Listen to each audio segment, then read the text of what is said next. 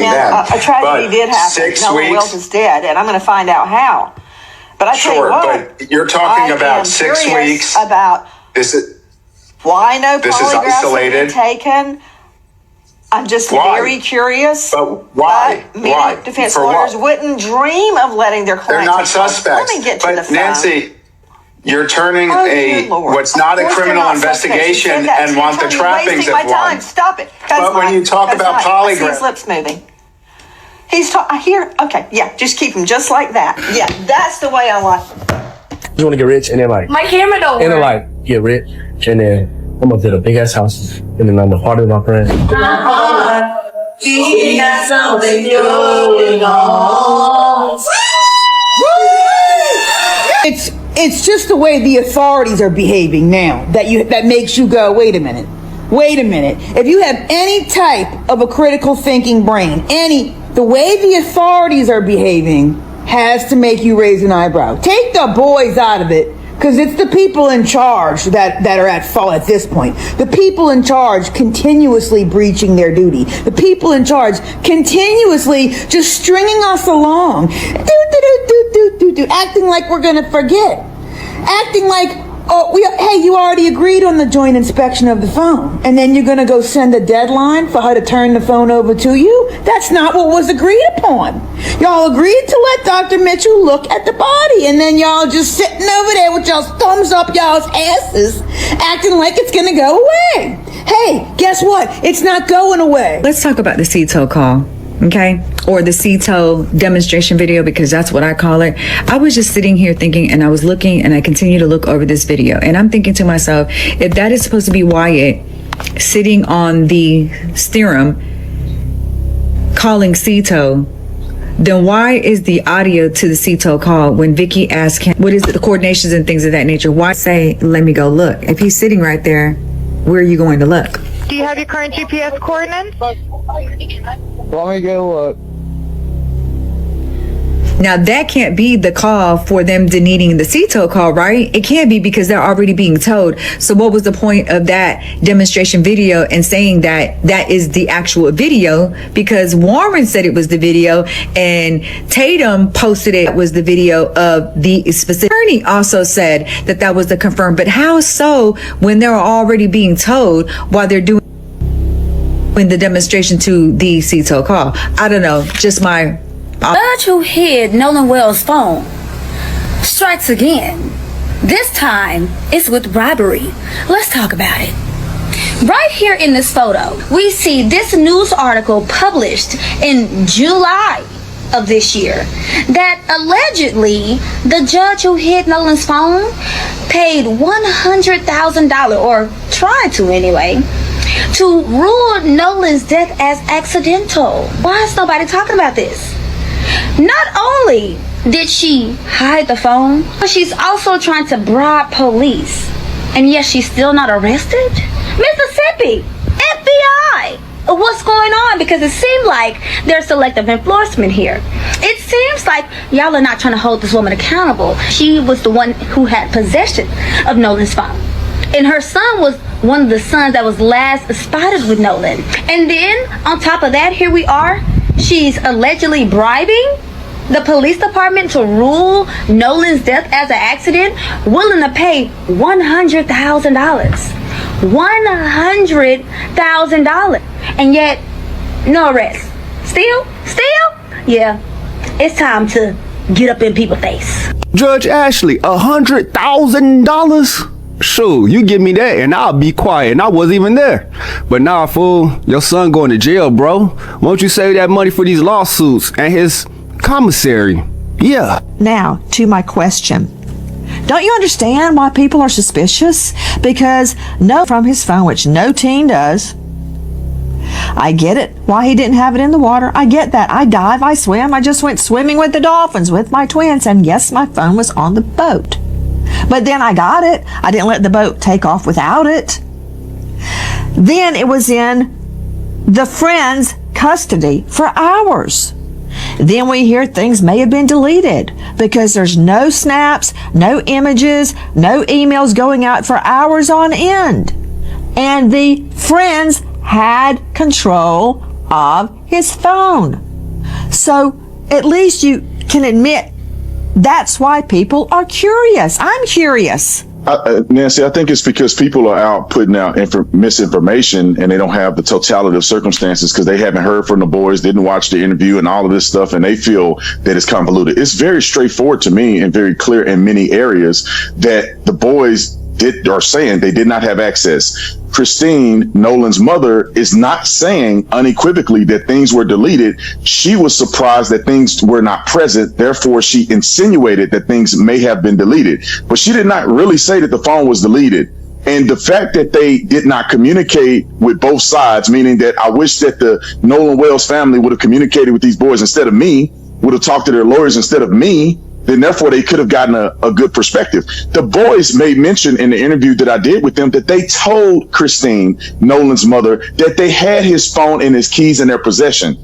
Therefore, she came to get them. They turned them over. They have no access to his codes. They have no reason to delete his phone. They're claiming there's nothing that was because they haven't heard from the boys, didn't watch the interview and all of this. They talked about this with the medical examiner in DC. The discoloration to the back of the head shows blunt force trauma to the back of the head.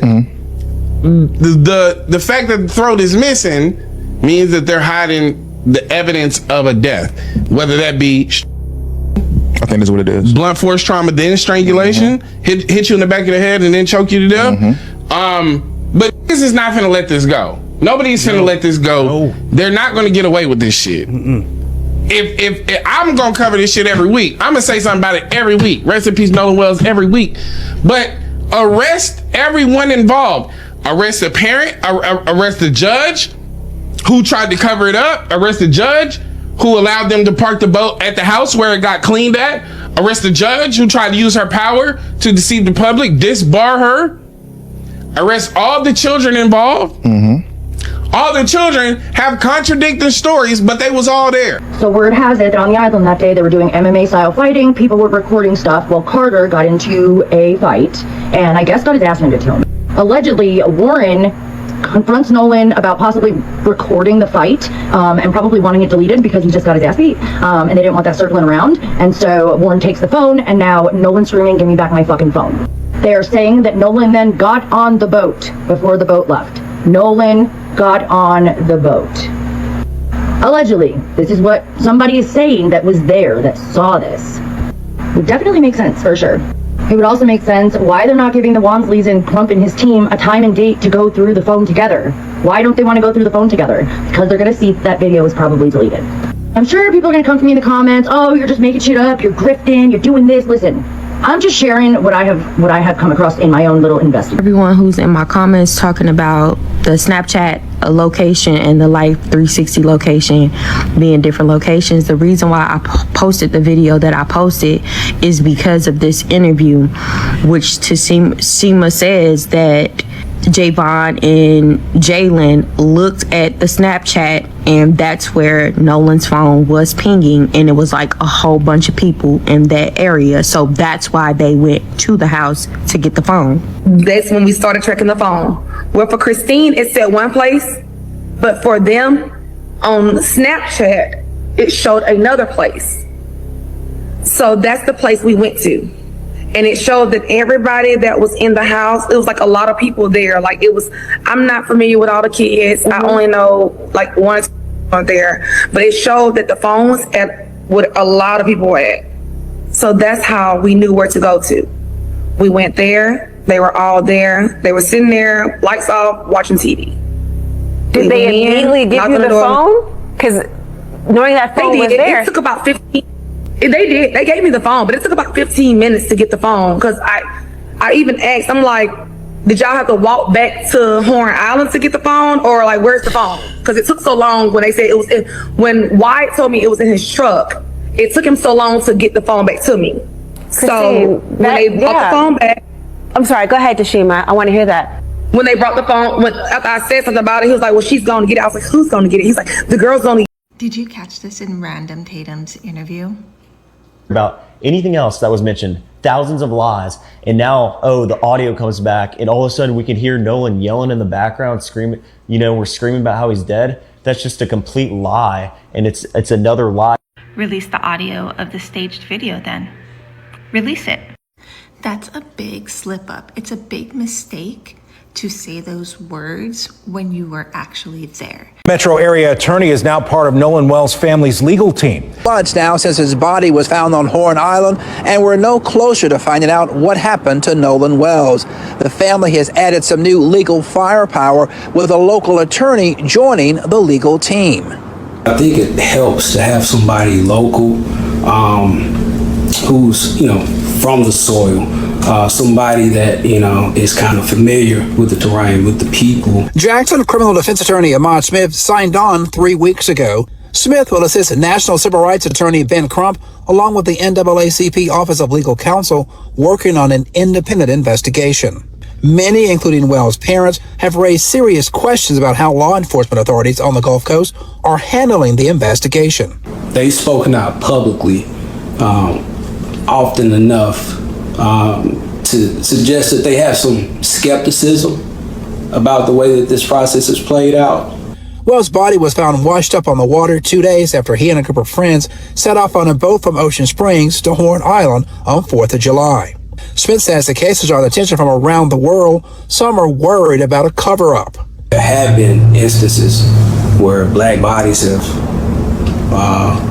been found floating in Mississippi waters in mysterious circumstances. So people naturally harken back to some of that history. Smith says he spoke with Wells' parents last week during a gathering for what would have been his 19th birthday. While they're grieving, their disposition to me seems to be one that is hopeful. They're trusting the team that they've amassed. Smith believes an independent investigation is indispensable because he says you can't always trust the information coming from state prosecutors will be accurate. He says sometimes they may not have the knowledge or the resources. Sometimes they will simply miss something. I just want to say, I just want to reiterate what my wife said. We really appreciate you guys. You are really helping us with your voices, and late at night, it really helps. You just don't know. That's when it really hits you. 10, 11, 12 o'clock at night, reading the posts, reading the responses you guys have. We really appreciate it. Thank you. We love you, Mr. Elmore. We want to present, so I'm all about flowers. We can't give Mr. Elmore no flowers. So I got the king this beautiful candle.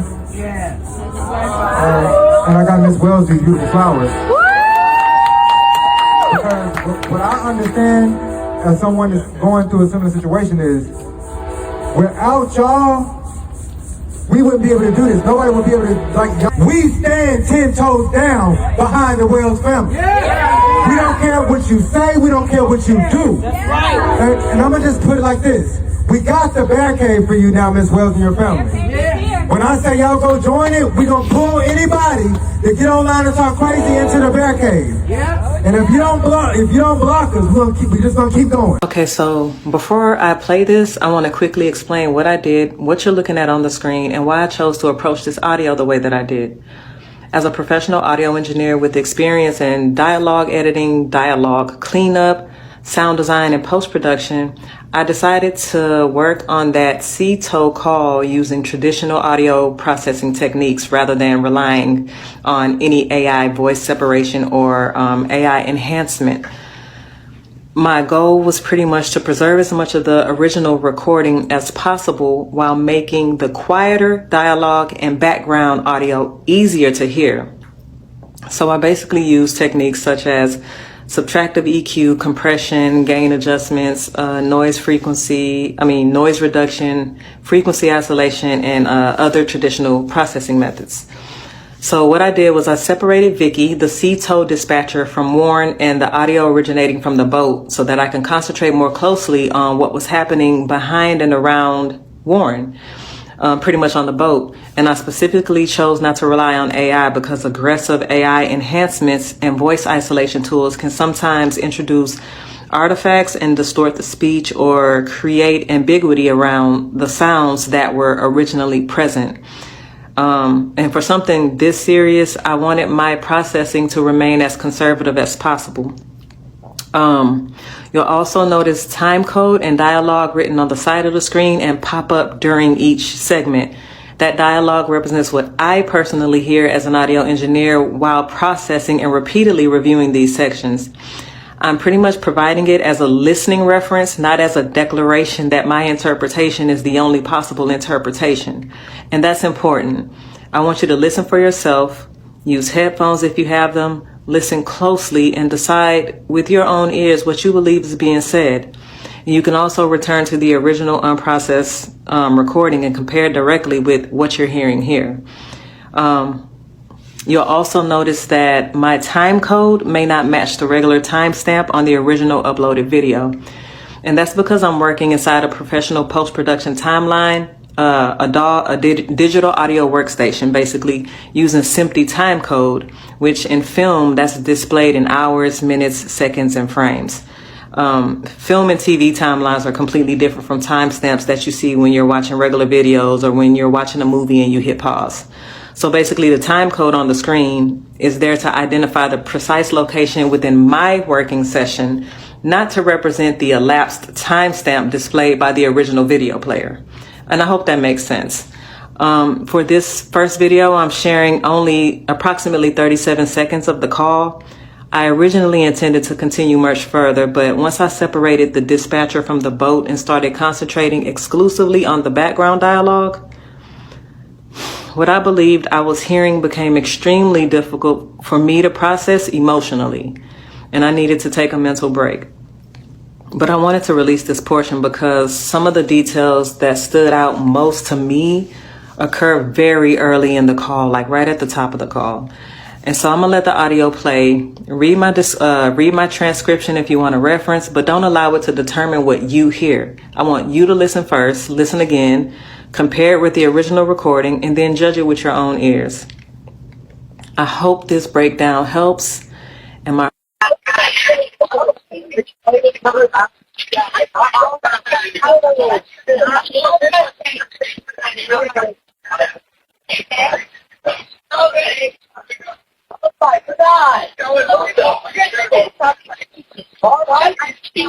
Hey, we're at the west tip of Horn, and our village pump stopped working. We're sinking. Can y'all please come? We have a membership. Shut up! Shut the fuck up!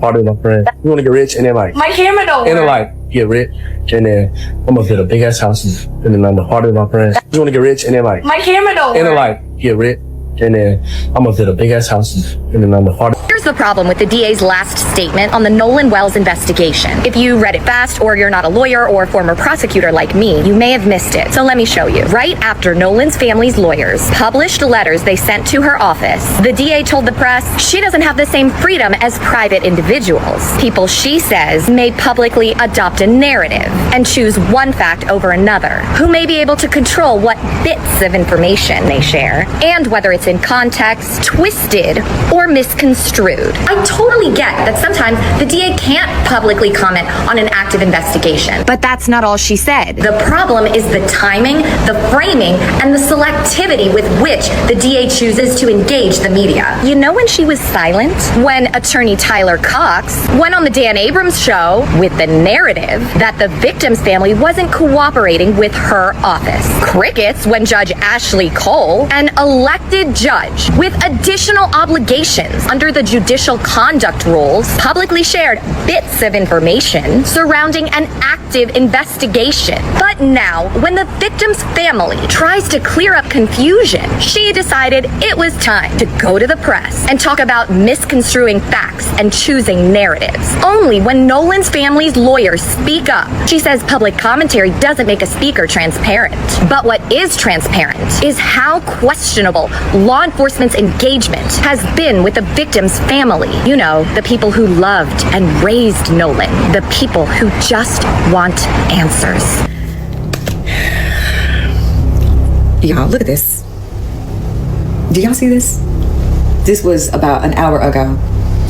But didn't Reverend Al Sharpton already tell y'all that he challenges, and now he's telling y'all right here that he welcomes this alleged litigation, because he said now that he can get the truth. You know, he's been telling you, he told y'all that on at the funeral, and he says apparently while he was doing the visual on Nolan's birthday, he said that he didn't say, he doesn't know anyone's name or was specific, but he said 3 of those boys logged into the Zoom, because I guess they must have been Zooming the vigil, and they logged into it, and he said that he would appreciate for them to come forward. How is that defamation when he's asking questions? We all have the right to ask questions. But anyways, you see what he said right here? It's about to get messy, y'all. Same legal team appeared at the NAACP National Convention in Chicago, where the independent autopsy results were announced publicly. That same day, the NAACP made it official. The organization's Office of General Counsel formally joined the legal team representing the Wells family alongside Ben Crump. NAACP President Derek Johnson stepped forward to explain publicly why the organization had decided to get involved. He pointed to Mississippi's documented history with racial justice, the family's inability to obtain even basic answers from local authorities after weeks of asking, and what he described as a pattern of deflection from officials who should have been providing transparency from the start. The NAACP was not entering the case to declare a verdict. They were entering it to make sure the investigation was conducted with the rigor and accountability the Wells family deserved. Around the same time, the Congressional Black Caucus moved on the federal level. Chair Yvette D. Clarke of New York sent a formal letter to the United States Department of Justice requesting an independent federal review of the circumstances surrounding Nolan's death. The letter cited the scant information coming from local investigators and expressed concern shared by multiple members of the caucus about whether the investigation was being handled with appropriate thoroughness. The Department of Justice confirmed it had received the request and was reviewing it. On August 13th, another press conference was held, this time in Atlanta. Congresswoman Lucy McBath of Georgia stood alongside attorney Eric Hertz, Ben Crump, Christine and Elmore Wansley, and Reverend Al Sharpton. At that event, Eric Hertz told NPR something that sent a current through everyone following the case. Based on the evidence timeline he had reviewed, he believed the case could go before a grand jury within approximately 30 days. He did not name who might be the subject of that review. But the statement made clear that the legal machinery was moving. If you are not subscribed to Unsolved Files yet, right now is the moment. The grand jury timeline Eric Hertz described puts potential action in this case within weeks of this recording. We will cover every development the moment it becomes public. Hit subscribe and turn on notifications so you do not miss it. While the family's legal team was escalating nationally, the friends who had been on Horn Island that day were also making moves. Warren Hudson, Jack Spatalo, and Morgan Seymour had retained their own legal representation in attorneys J. Tyler Cox and Edward Andrew Paltzik. Both attorneys stated publicly and consistently that their clients had nothing to do with Nolan's death. They also pointed out that their clients had been subjected to serious threats and coordinated doxing campaigns throughout the investigation, a situation that had made their personal lives increasingly difficult. On August 7th, Warren Hudson and Jack Spatalo returned to Horn Island accompanied by their attorneys. They spent approximately 3 hours on the island. Cox described the visit as an effort by both men to better understand the location, the geography, and the conditions surrounding the place where they had last seen their friend. Whether that visit produced anything relevant to the investigation was not made public. The threat environment surrounding this case had already produced legal consequences. A Sacramento man named Joseph Alfredo Vasquez Dumars, 27, was arrested and charged with interstate transmission of a threatening message after sending a death threat via Facebook Messenger to Chancery Judge Ashley Cole, who is Warren Hudson's stepmother. Dumars faces up to 5 years in federal prison, a $250,000 fine, and 3 years of supervised release. His arrest was a reminder that the intensity of public emotion around this case had real-world consequences for people connected to it. An independent analytical review examining photographs, GPS data, social media videos, and witness accounts was completed and reached a sobering conclusion.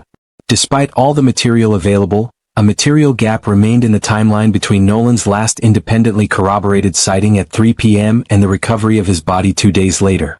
The evidence could place him on the island. It could not account for everything that happened after. As of August 21, 2026, no arrests have been made in connection with Nolan's death. The official autopsy results remain sealed pending the grand jury. The phone has not been forensically examined. The grand jury has not yet convened. The investigation is open. The pressure is building.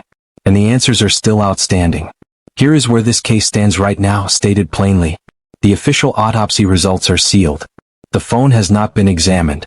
The grand jury has not convened. No one has been arrested.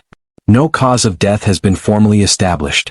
And the timeline of Nolan's final hours on Horn Island still contains a gap that no publicly available evidence has been able to close. Those are not emotional conclusions. They are factual ones. And they matter because behind every one of those unresolved items is a family that wakes up every morning without their son and without a single definitive answer about what happened to him. Nolan Xavier Wells was an 18-year-old football player from Ocean Springs, Mississippi who had just signed to continue his athletic career at the college level. He had teammates who looked up to him. He had parents, Christine and Elmore Wansley, who have spent every day since July 4th fighting for him with everything they have. Ben Crump and a legal team that now includes the NAACP are fighting alongside them. National lawmakers are pressing federal authorities for oversight.